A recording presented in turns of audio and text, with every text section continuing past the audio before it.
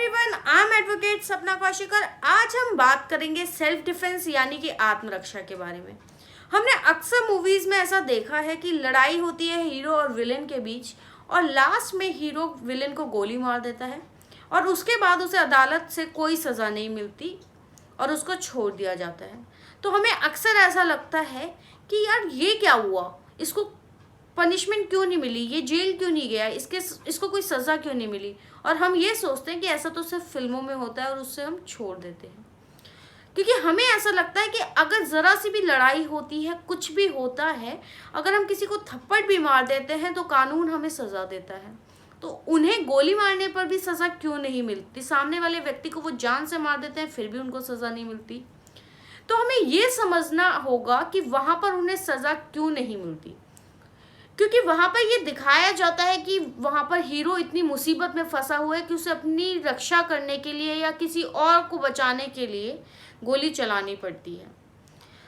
अगर ऐसा रियल ज़िंदगी में भी होता है, अगर कोई व्यक्ति अपने बचाव में या अपने परिवार के बचाव में या किसी और की ज़िंदगी बचाने के लिए या प्रॉपर्टी बचाने के लिए अगर किसी के ऊपर हमला कर देता है, अपने बचाव में खुद को बचाने के लिए किसी व्यक्ति की जान ले लेता है या उसको मारता है,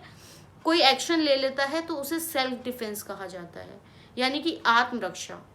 अगर ऐसे में कोई व्यक्ति अपने लिए एक्शन ले लेता है तो उसे सेल्फ डिफेंस में माफ़ कर दिया जाता है, उसे ऑफेंस ही नहीं माना जाता।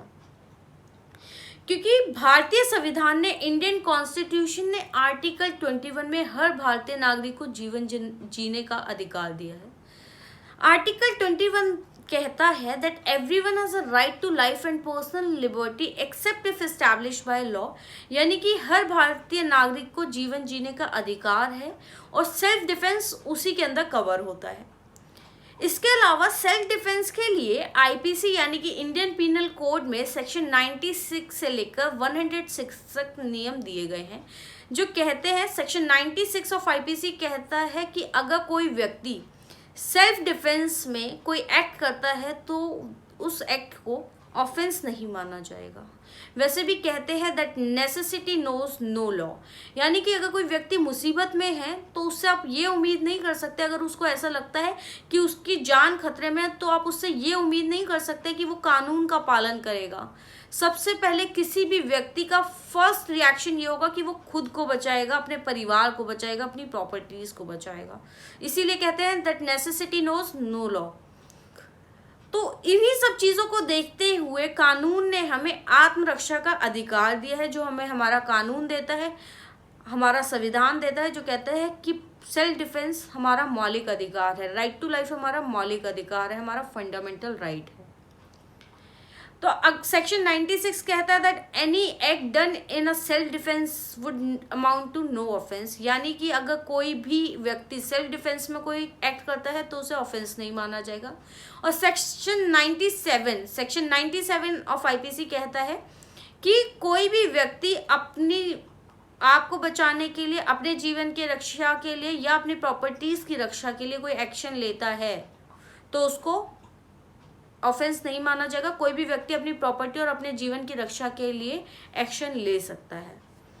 तो किसी भी व्यक्ति को अगर ऐसा लगता है कि उसके जीवन को खतरा है, उसकी प्रॉपर्टी को खतरा है, उनके परिवार को खतरा है, उसकी कोई मूवेबल या इमूवेबल प्रॉपर्टी जैसे कि मान लीजिए ज्वेलरी को खतरा है या किसी ऐसी चीज़ को खतरा है, तो वो उनके अगेंस्ट एक्शन ले सकता है, सामने वाले व्यक्ति को चोट पहुंचा सकता है। लेकिन वो कहाँ तक चोट पहुंचा सकता है सामने वाले व्यक्ति को, उसके क्या क्या अधिकार हैं, कौन से ऐसे केसेस हैं जब वो ये एक्शन ले सकता है, ये सारे सेक्शंस दिए, प्रोविजंस दिए गए हैं सेक्शन 96 से लेके 106 ऑफ आईपीसी के सेक्शंस में दिए गए हैं। इसके अलावा एक लैंडमार्क जजमेंट दिया था सुप्रीम कोर्ट ने, Darshan Singh and others versus state of Punjab, जिसमें सुप्रीम कोर्ट ने कुछ गाइडलाइंस इशू की कि कौन व्यक्ति कितना डिग्री तक एक्शन ले सकता है, कहाँ तक दूसरे व्यक्ति को चोट पहुंचा सकता है। अगर किसी व्यक्ति को ऐसा लगता है कि उसे चोट लगने वाली है, उसके जीवन को खतरा है, उसको गंभीर चोटें आ सकती हैं, कोई व्यक्ति किसी महिला का रेप कर सकता है या अननेचुरल सेक्स करता है या किसी के ऊपर एसिड से हमला कर सकता है, तो वो व्यक्ति अपने सेल्फ डिफेंस में सामने वाले व्यक्ति को चोट पहुंचा सकता है, यहाँ तक कि उनकी जान भी ले सकता है सेल्फ डिफेंस में। लेकिन ये तभी है जब सामने वाले व्यक्ति को ये सारे खतरे लगते हैं कि उनका जान जोखिम में है, उनको गंभीर चोटें आ सकती हैं, महिला का बलात्कार हो सकता है या अननेचुरल सेक्स हो सकता है उसके साथ,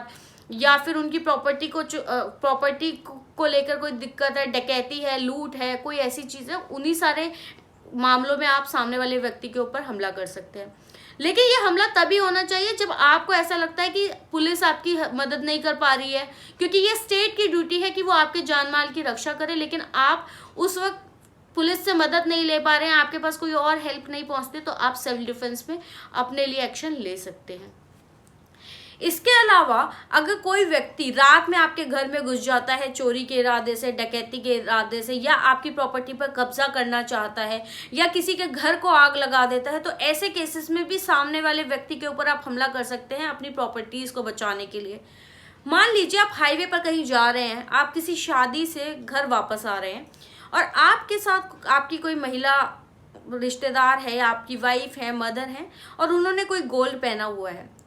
और रास्ते पर किसी डाकू ने या किसी चोर ने आपकी गाड़ी पर हमला कर दिया। वो गहना उतरवाने के लिए कहते हैं कि आप सारा गहना दो, जो भी आपके पास पैसे हैं वो सब हमें दे दो, मोबाइल फोन्स दे दो। तो क्या आप कहाँ तक उसको चोट पहुँचा सकते हैं? आप सिर्फ उसको उतनी चोट पहुँचा सकते हैं जितनी की ज़रूरी है। मान लीजिए कि अगर उनके पास कोई रिवॉल्वर नहीं है, सिर्फ वो डंडे हैं या कुछ है, तो आप भी उन्हें डंडे से मार सकते हैं, मारपीट कर सकते हैं। लेकिन अगर आपको लगता है कि आपके पास रिवॉल्वर है और आप उनसे शारीरिक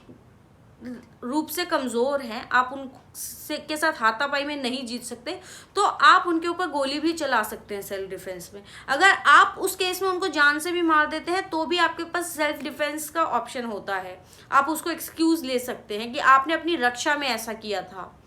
लेकिन अगर दो लोगों के बीच लड़ाई हो जाती है तो ऐसा नहीं है कि हर मामले में आप सेल्फ डिफेंस को एज एन एक्सक्यूज ले सकते हैं। अगर दो लोगों ने आपस में लड़ाई करी और किसी एक ने दूसरे की जान ले ली, तो दूसरा व्यक्ति सेल्फ डिफेंस का एक्सक्यूज नहीं ले सकता। हमें साबित करना होता है कि हमने अपने सेल्फ डिफेंस में ऐसा किया है, और वो हमें सर्कमस्टेंसेस से साबित करना होता है। वहाँ पर रीजनेबल एप्रीहेंशन होना चाहिए, मतलब कि वहाँ पर आपको ये साबित करना पड़ेगा कि मुझे अपनी जान जाने का खतरा था और मैंने सामने वाले व्यक्ति को उकसाया नहीं था कि वो मेरे साथ लड़ाई करे।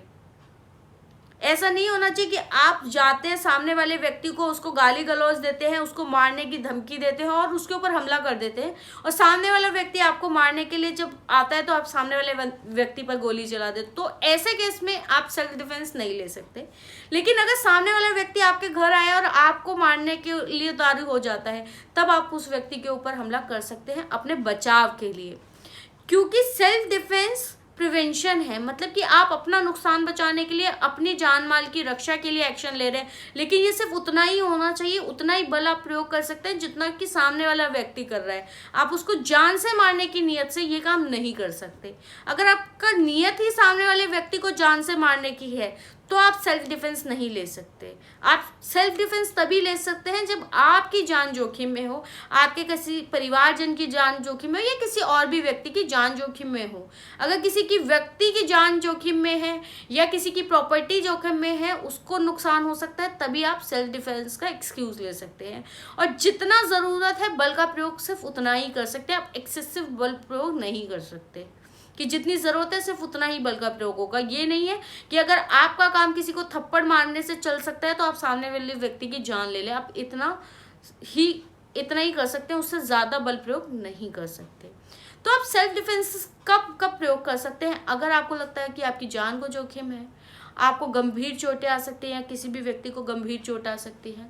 किसी महिला का रेप हो सकता है, या एसिड से किसी के ऊपर अटैक हो सकता है, या डकैती हो सकती है, चोरी हो सकती है, कोई घर पे कब्जा करने की कोशिश कर रहा है, या कोई प्रॉपर्टी में आपके घर में आग लगा देता है, किसी संपत्ति को नुकसान पहुंचाने की कोशिश करता है, तो अब इन सारे केसेस में सेल्फ डिफेंस लिया जा सकता है। तो हर व्यक्ति को ये पता होना चाहिए कि जब बात आपकी जान की आती है, आपकी संपत्ति की सुरक्षा की जिम्मेदारी सबसे पहली जिम्मेदारी होती है स्टेट की। और अगर स्टेट आपकी मदद नहीं कर पाता है, पुलिस आपकी मदद नहीं कर पाती है, तो आपके पास अपनी आत्मरक्षा में किसी भी हद तक जाने कि आपको कानून इजाज़त देता है। हर व्यक्ति को ये पता होना चाहिए कि ये उसका फंडामेंटल राइट है कि वो अपने जान और अपनी संपत्ति की सुरक्षा के लिए कोई भी कदम उठा सकता है। आपको आज का वीडियो कैसा लगा और आप किन और मुद्दों पर वीडियोस चाहते हैं, प्लीज़ कमेंट सेक्शन में बताएं।